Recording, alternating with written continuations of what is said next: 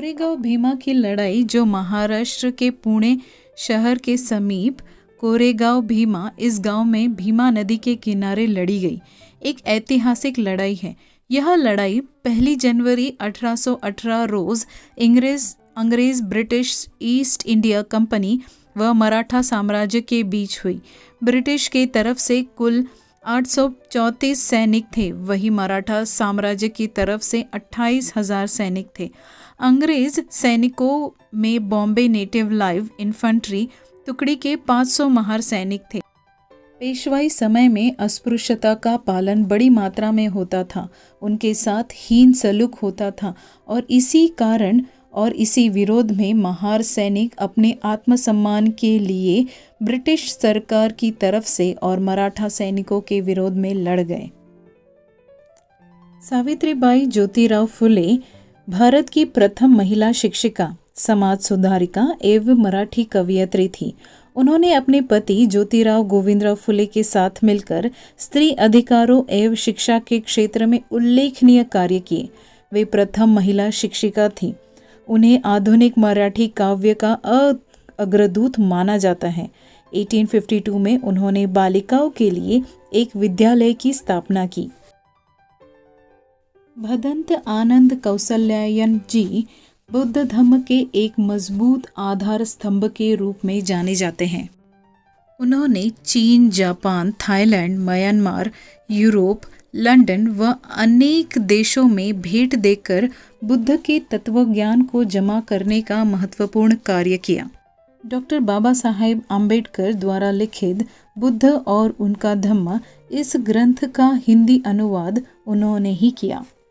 उन्होंने पाली त्रिपिटक भारत लाने के लिए भी काफ़ी प्रयत्न किए और उसके पश्चात श्रीलंका स्थित सिंहली लिपि में महावंश, यह 4थे शतक की ग्रंथ को भी हिंदी में अनुवाद किया। जय भीम शब्द जो आज परस्पर संबोधन का पर्यायवाची बन गया है, उसके प्रणेता बाबू हरदास थे। यह वह शख्सियत थे जिन्होंने इस संबोधन का पहली बार भरी सभा में प्रयोग कर इतिहास निर्माण कर दिया था। बाबू हरदास जी का जन्म 6 जनवरी 1904 को कामठी, नागपुर, महाराष्ट्र में हुआ था। वे मध्य भारत और बरार के बहुजन समाज के लोकप्रिय नेता थे। वे All India Depressed Caste Federation के कार्यकारिणी के सदस्य और साथ में ही प्रांतीय बीड़ी मजदूर संघ के सेक्रेटरी भी थे।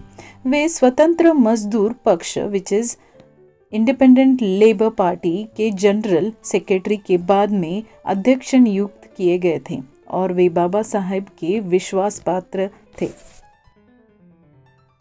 8 जनवरी 1880 बौद्ध जगत में विशेष महत्व का दिन है क्योंकि इसी दिन धम्मध्वज की स्थापना हुई थी। यह सर्वप्रथम श्रीलंका में फहराया गया था, जो कि सर्वप्रथम वैशाख पूर्णिमा के दिन सार्वजनिक रूप से लहराया गया।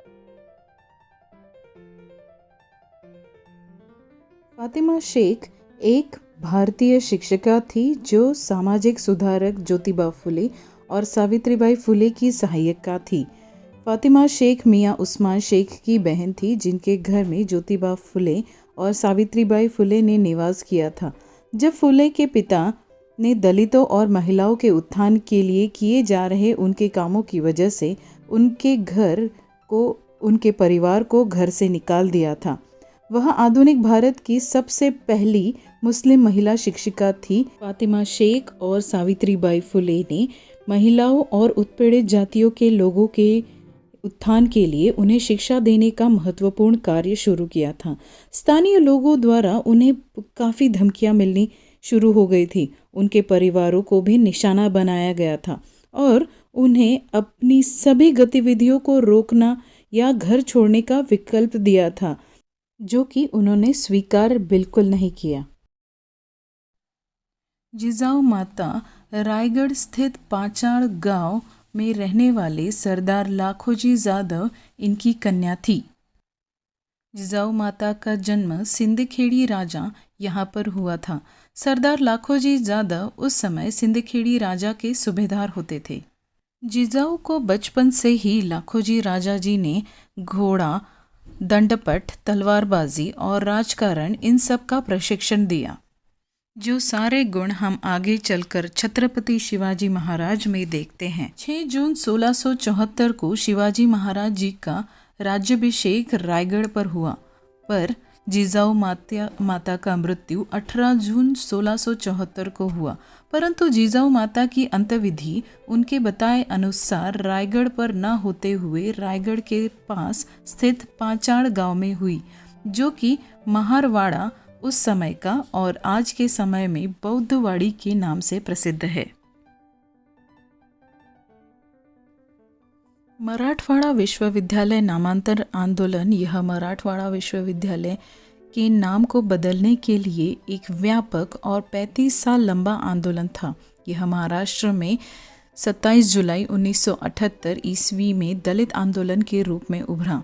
यह आंदोलन औरंगाबाद में स्थित मराठवाड़ा विश्वविद्यालय को डॉक्टर बाबा साहेब आम्बेडकर मराठवाड़ा विश्वविद्यालय के ऐसा नामकरण हुआ।